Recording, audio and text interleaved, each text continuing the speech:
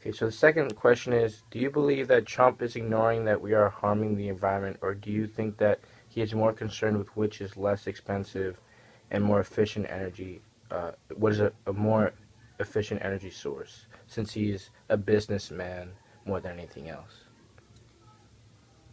It's hard to say what Trump's policies are because he's not even president yet.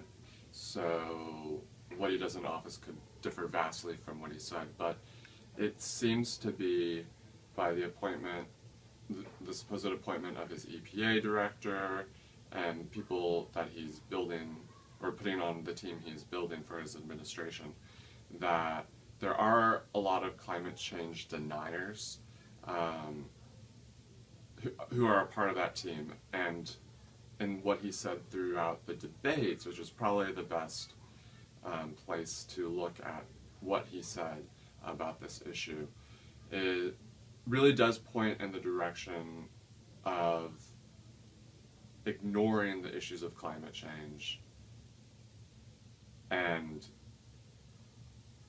moving those issues to the next generation or the next president. Um, Do you think he has any bias toward the companies, like they maybe have influenced him to keep the coal industry alive instead of moving toward? I mean, so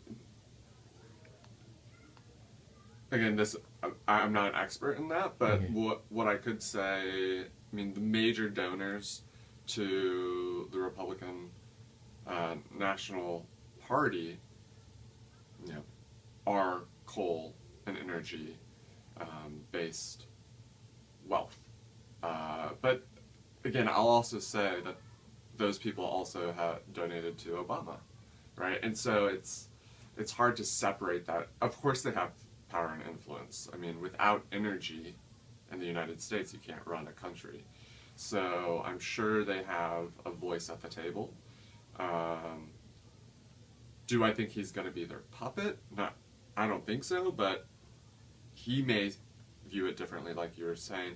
Maybe he just wants to increase our GDP as quickly as possible. And maybe the way of doing that in 4 years is to ignore renewable energy. I don't agree with that, and I think most of the evidence shows that that's not true.